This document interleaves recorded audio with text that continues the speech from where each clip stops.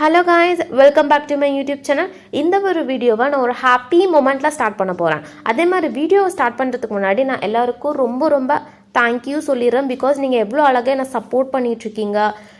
Like just a day before என்னோட Telegram சேனலில் my own revision book for ஆடிட்டிங்கை நான் உங்ககிட்ட ஷேர் பண்ணியிருந்தேன். ஸோ இந்த ஒரு ஷார்ட் டைமில் 200 of my friends got access to that document.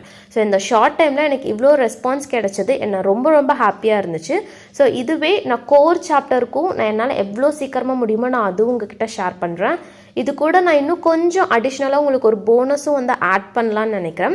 அது என்னென்னா AI generative questions which is based on 3 levels: basic level, intermediate level, advanced level. For each and every சாப்டருக்கும் நான் இன்க்ளூட் பண்ணலான்னு இருக்கேன். இந்த பேசிக் சாப்டருக்கும் நான் அதை இன்க்ளூட் பண்ணி கன்சாலிடேட்டாக நான் ஆடிட்டிங்க்குன்னே நான் உங்களுக்கு ஹோல் என்னோட ரிவிஷன் புக்கை நான் உங்கள் கூட ஷேர் பண்ண போகிறேன்.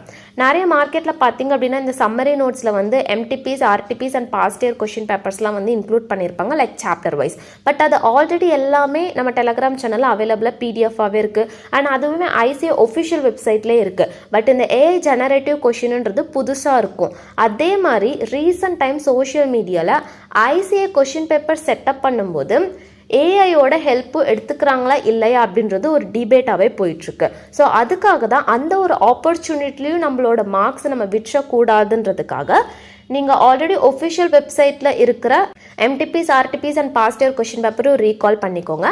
அதே மாதிரி என்னோட அப்கமிங் ரிவிஷன் புக்கில் இருக்கக்கூடிய பேசிக், இன்டர்மீடியட் அண்ட் அட்வான்ஸ்டு லெவலில் இருக்கக்கூடிய AI ஜெனரேட்டிவ் கொஷின்ஸையும் நீங்கள் கோ த்ரூ பண்ணும்போது அந்த கான்செப்டில் உங்களுக்கு சம் லெவல் ஆஃப் கான்ஃபிடென்ட் வரும். நம்ம ICA எக்ஸாமில் எவ்வளோ டிஃபிகல்ட்டாக கொஷின்ஸ் கேட்டாலும் சம்ஹவ் ஐ கேன் மேனேஜ் அப்படின்ற ஒரு கான்ஃபிடென்ட் உங்களுக்கு இன்னராக பில்ட் ஆகும். அது ரொம்ப இம்பார்ட்டண்ட் ஃபார் CA ஜேர்னிக்கு. நீங்கள் இன்னும் நம்ம டெலகிராம் சேனலை விசிட் பண்ணல அப்படின்னா இந்த வீடியோ டிஸ்கிரிப்ஷனே டெலகிராம் சேனலுக்கான லிங்க்கையும் நான் பின் பண்ணுறேன். ஸோ சேனலை ஃபஸ்ட்டு விசிட் பண்ணிங்க அண்ட் சப்ஸ்கிரைபும் பண்ணிவிடுங்க. அப்போ தான் நான் upcoming revision book for auditing with AI generative கொஷின்ஸை நான் அப்லோட் பண்ணும்போது உங்களுக்கு நோட்டிஃபிகேஷன் பாப்அப் ஆகும். நீங்கள் அதை மிஸ் பண்ணாமல் உங்களோட ப்ரிப்பரேஷன், அதாவது லாஸ்ட் மினிட் ப்ரிப்பரேஷன்லையும் இன்க்ளூட் பண்ணிக்குவீங்க. ஸோ இப்போ நம்ம மெயின் கான்டென்ட்குள்ளே போகலாமா? அது என்னன்னா டைம் எஃபிஷியண்ட்டாக ஆடிட்டிங் எக்ஸாமில் எப்படி ஆன்சரை ப்ரெசென்ட் பண்ணுறது. ஸோ என்னோட எக்ஸாம் டைமில் நான் ஃபாலோ பண்ணியிருந்த டிப்ஸை தான் இப்போ நான் உங்கள் கூட ஷேர் பண்ண போகிறேன். ஃபர்ஸ்ட் ஒரு கொஷின் பேப்பர் எடுக்கும்போது கொஷின் பேப்பர் செட்டர் பாயிண்ட் ஆஃப் வியூவில் இருந்து பாருங்கள். ICA பொறுத்த வரைக்கும் கொஷின்ஸை 3 டைப்பாக டிவைட் பண்ணியிருப்பாங்க. ஃபர்ஸ்ட் வந்து 1 word கொஷின்ஸ், செகண்ட் பார்த்தீங்கன்னா டைரக்ட் கொஷின்ஸ் அண்ட் லாஸ்ட்டாக தான் கேஸ் ஸ்டடி கொஷின்ஸாக இருக்கும். நான் இதை ரேங்கிங் பண்ணியிருக்கிறது அதனோட டைம் கன்சப்ஷன் அண்ட் மார்க் ஸ்கோரிங்கை பேஸ் பண்ணி தான் நான் ஃபர்ஸ்ட் இதை ரேங்கிங் பண்ணியிருக்கேன். நான் ரேங்க் 1 கொடுத்துருக்கிறது 1 word கொஷின்ஸ். இது ஜஸ்ட் ஒன்றுமே கிடையாது. நான் ஜான்வரி 2025 ஆடிட்டிங் எக்ஸாம் கொஷின் பேப்பர்லேருந்து கொஷின் நம்பர் 2B டிஸ்பிளே பண்ணுறேன். கொஷின் நம்பர் 2Bயில் பார்த்தீங்க அப்படின்னா 2 சப்பார்ட் இருக்குது. ஃபர்ஸ்ட் பார்ட்டுக்கு 3 மார்க்கும் செகண்ட் பார்ட்டுக்கு 2 மார்க்கும் அலோகேட் பண்ணியிருக்காங்க. ஸோ ஃபர்ஸ்ட் பார்ட்லேயே 6 சப்பார்ட் இருக்குது. ஸோ ஈச் சப்பார்ட்டுக்கு 1/2 மார்க் ICA அலோகேட் பண்ணியிருக்காங்க. இவங்க ரொம்ப ஈஸியாக தான் கொஷின் கேட்டிருக்காங்க. ஃபர்ஸ்ட் சப்பார்ட் நம்ம பார்க்கலாம். ஒரு கேஸ் ஸ்டடி கொடுத்துட்டு அதுக்கு 1 wordல ஆன்சர் பண்ண சொல்லியிருக்காங்க. CAJ is one of the partner of the CA firm. So அவங்க டேக் அவே பிரைவேட் லிமிடெட்ல statutory audit as well as non audit engagement both சர்வீஸ்மே ஸ்டாச்சுட்டரி ஆடிட்டும் நான் ஆடிட் சர்வீஸும் ப்ரொவைட் பண்ணுறாங்க. ஸோ இதனால் what kind of threat will arise அப்படின்னு சொல்லிட்டு 1 wordல தான் ஆன்சர் கேட்டிருக்காங்க. நீங்கள் அந்த 1 word ஆன்சர் பண்ணாலே உங்களுக்கு ஹோலாக 1/2 மார்க் உங்களுக்கு ICA ப்ரொவைட் பண்ணிடுவாங்க. ஸோ இது ரொம்ப ஈஸி தானே. நீங்கள் direct questions and case based கொஷின்ஸில் பேராகிராஃபாக டைம் ரொம்ப வேஸ்ட் பண்ணி எழுதுறதுக்கு இந்த மாதிரி ஜாக்பாட் கொஸ்டின் வந்தால் மிஸ் அவுட்டே பண்ணிடாதீங்க. பிகாஸ் இது ஜஸ்ட் நீங்கள் 1 word நீங்கள் ஆன்சர் பண்ணாலே, நீங்கள் 2 கொஸ்டினுக்கு நீங்கள் கரெக்டாக ஆன்சர் பண்ணாலே ஜஸ்ட் 2 word தான் உங்களுக்கு 1 மார்க் ஃபுல்லாக கிடச்சிரும். பட் இன்னும் பேப்பர் எவாலுவேட்டரை இம்ப்ரெஸ் பண்ணுறதுக்காக நீங்கள் 1 wordல ஆன்சர் பண்ணிவிட்டு அதுக்கான ரீசனை அட்லீஸ்ட் 2 line ஆகுது அது கீழே எழுதிடுங்க.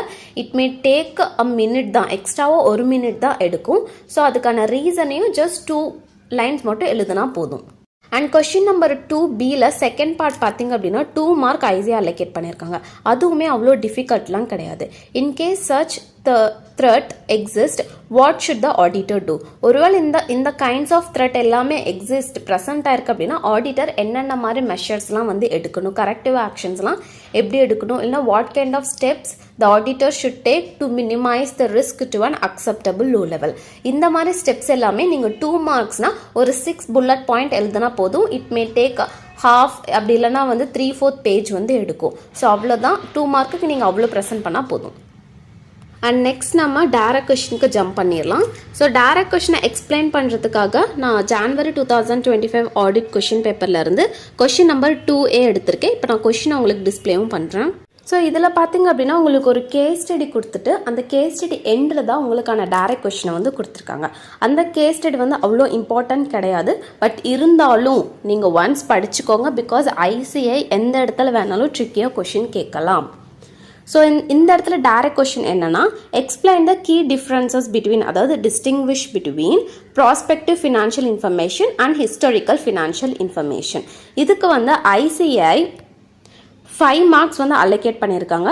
ஸோ நீங்கள் 1 or 1.5 பேஜ் வந்து ஆன்சர் எழுதணும்.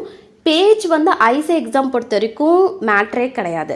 நீங்கள் எல்லா கீவேர்ட்ஸுமே, அதாவது மாடியூல் லாங்குவேஜில் எல்லா கீவேர்ட்ஸுமே இன்க்ளூட் பண்ணாதான் உங்களுக்கு அந்த ஹோல் 5 மார்க் கிடைக்கும்.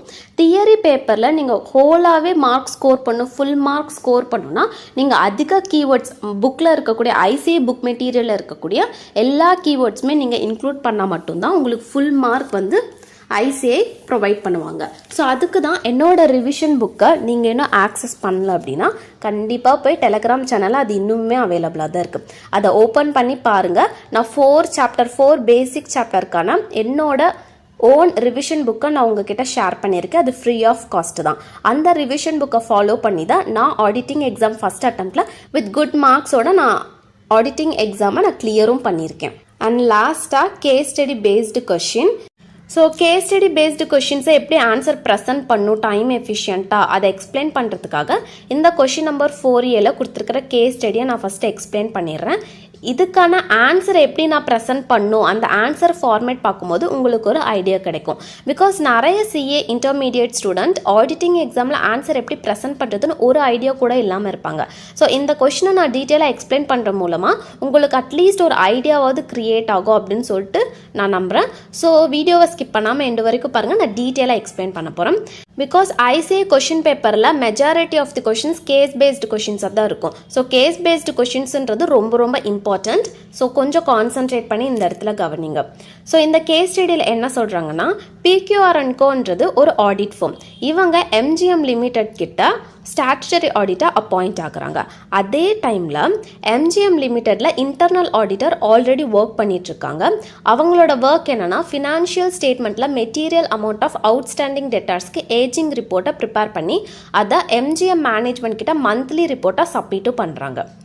ஸோ இந்த இடத்துல external auditor ageing of debtors வந்து வெரிஃபை பண்ணணும். பிகாஸ் ஃபினான்ஷியல் ஸ்டேட்மெண்ட்டில் material amount of outstanding of debtors வந்து இருக்குது. ஸோ அதனால் external auditor shell prepare a audit procedure to verify the debtors. ஓகேவா?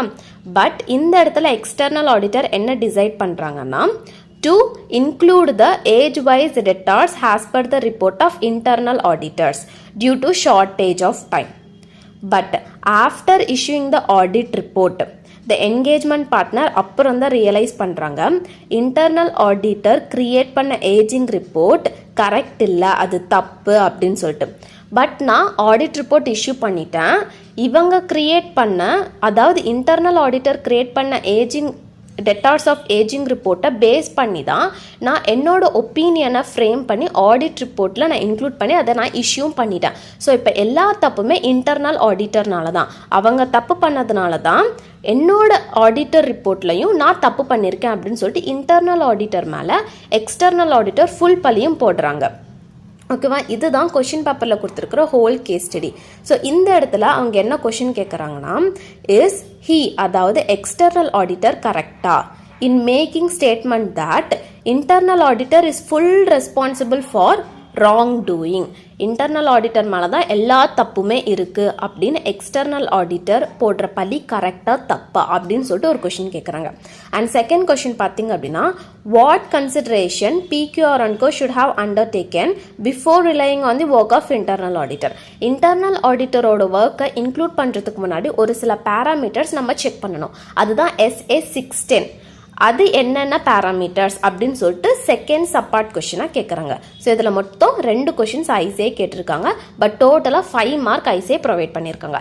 இப்போது ஃபஸ்ட்டு சப்பார்ட், அதாவது is he correct in making statement that internal auditor is responsible for wrong doing?